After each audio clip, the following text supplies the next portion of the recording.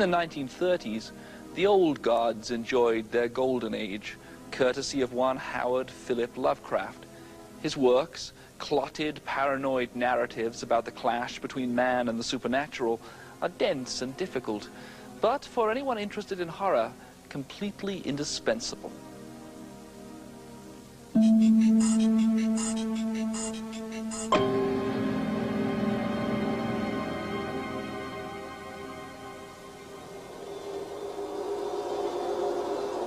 The nightmare corpse city of Riyadh that was built in measureless eons behind history by the vast, loathsome shapes that seeped down from the dark stars. There lay great Cthulhu and his hordes, hidden in green, slimy vaults and sending out thoughts that spread fear to the dreams of the sensitive.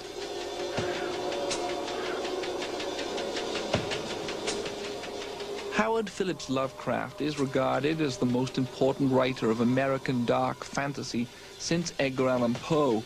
At the heart of his work is an extraordinary mythology, great Cthulhu and the elder gods, powers so unspeakable the very sight of them drives men to madness. Director and producer Brian Yuzna has come in search of this strange and secret writer in Lovecraft's hometown of Providence, Rhode Island. As a filmmaker, I've often gone to Lovecraft to get inspiration, and when you read Lovecraft, I would defy you to tell me exactly what the story is. It's very elusive, but the feelings of dread and the feelings of horror are always there, very palpably so. That is not dead which can eternal lie, and in strange eons even death may die. In his house at Rilya, dead Cthulhu waits dreaming. Be careful not to call up that which you can't put down. Always have the words for laying the dead ready.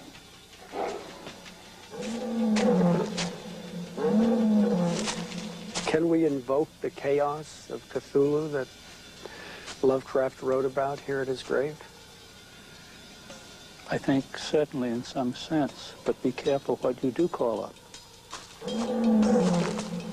So is this a special place, a final resting place of H.P. Lovecraft to the people in Providence? I don't think to the people in Providence, but there are people all over the world that come here to look at this grave. And are they the ones that leave the pennies and yes, yeah. Scribble on the back? Well, yes. I mean, these pennies will disappear. Others will take their places. Do you have any relation to him yourself? Of course. And we all go back to the same families. You're talking 300 years of people who lived here. Everybody in Providence, all Yankee Providence, has probably read his stories, but they're not going to talk about it much. And he's, in a sense, almost a social embarrassment.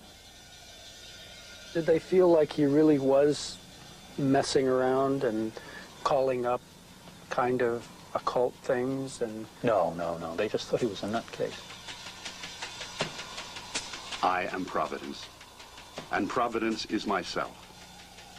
Together, indissolubly as one, we stand through the ages.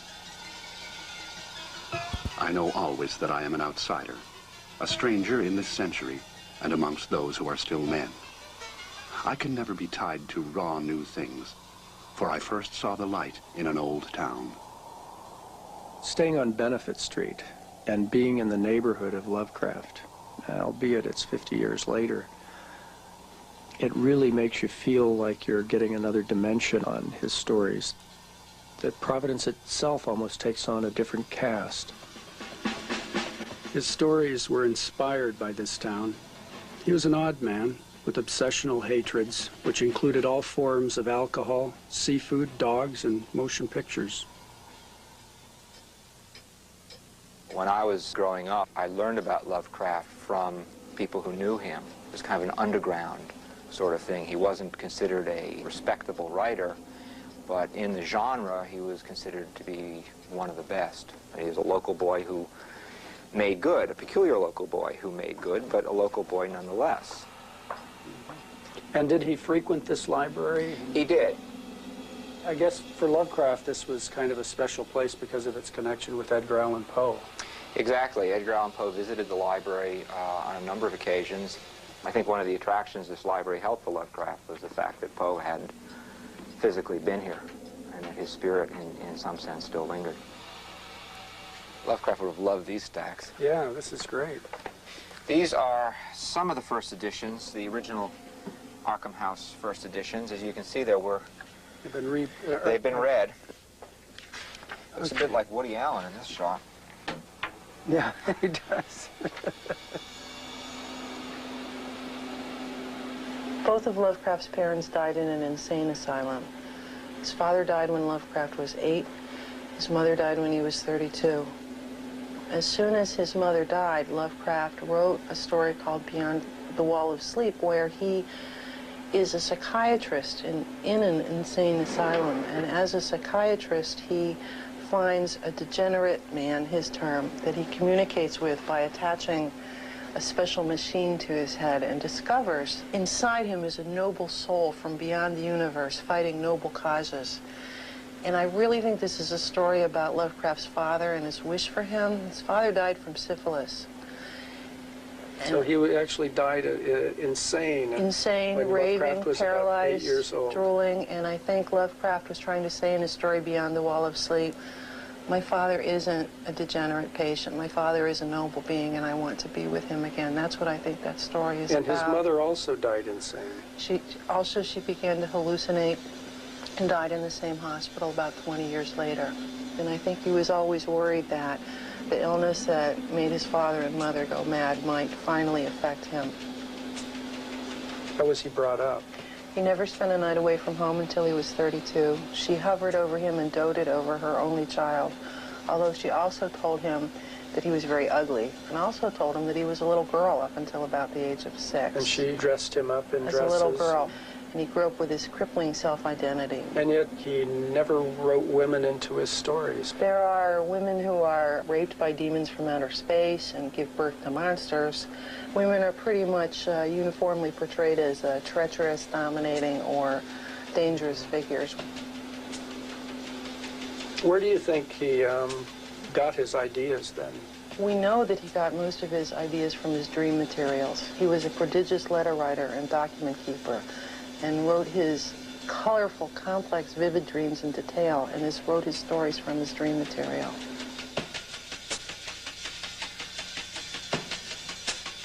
Before you know it, you've wandered off into this sort of dreamlike reality. And what's really interesting is how a lot of the stories deal with the spheres beyond. I feel like to understand Lovecraft, you really have to understand that that boy was looking up into the sky, and there's a kind of a horror out there. And so would have this been the same telescope that was here when Lovecraft visited? Yes, he did many observing here, and he did articles for the Providence Journal paper. Uh-huh. He was somewhat of an amateur astronomer. Yes, and I think he wanted to become a professional, but he failed his algebra test. So once he failed algebra, that was it? That was it. So you haven't noticed his spirit around here lately? No, I didn't notice his spirit lately around here. Out of the fungus-ridden earth steamed up a vaporous corpse light, yellow and diseased, which bubbled and lapped to a gigantic height in vague outlines, half human and half monstrous. It was all eyes, wolfish and mocking, and the rugose insect-like head dissolved to a thin stream of mist.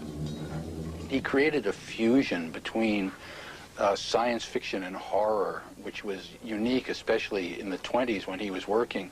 He created the idea that the monstrous forces that were considered demons by primitive religions were actually extraterrestrials or interdimensional creatures, and set up this sort of cosmic horror which was different from the old supernatural horror which was going out of vogue, and he gave sort of a new life to the horror story in doing this. But it seems like there's also a number of people that take it seriously, that seem to feel his stories were touching on a real world. Well, there is something, and you do get that especially here in Rhode Island, that everyone that was afraid to be where they were, was driven out. All the other Puritan colonies in the early colonial days all ended up in Rhode Island, which was known then as Rogues Island. So your idea is that Rhode Island and Providence in particular is where everybody that was persecuted in the rest of America at that time took refuge. Yes, but some of them probably deserved to be persecuted. I think that's what makes the place interesting in terms of the horror atmosphere. So what was the final horror that was behind his stories? It was, in his view, absurd to believe that the universe was centered around human beings, or that we had any real valid place or meaning, that this was just a gigantic chaos, a meaningless madness of which we were a tiny speck of no significance at all.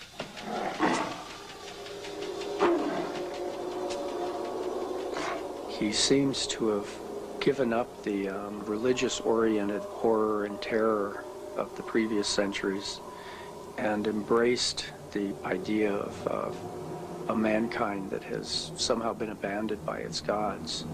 And the horror of Lovecraft is the horror of being inconsequential in the universe.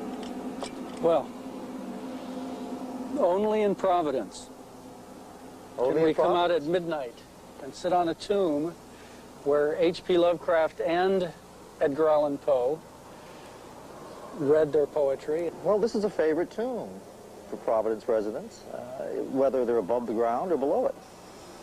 And this is a place where Lovecraft courted, where Poe courted. He was fascinated by the idea that Benefit Street once ran through a graveyard, and that graveyard was moved, leaving some of the bodies scattered in some of the cellar holes.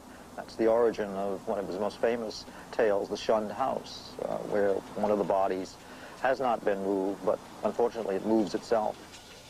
And the Shunned House is just up the street? Just up the street.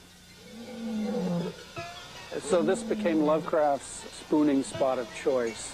Is that what he did here? There is evidence that he took his one sweetheart, who was Sonia Green, here and showed her this favorite spot.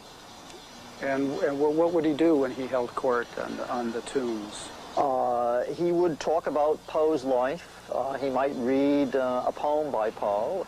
He also would recite the Necronomicon, that dreadful book of the names of the dead. We've been warned that we shouldn't deal with these quotations and that bad things could befall us. I would say this is a very dangerous place to start reciting the Necronomicon.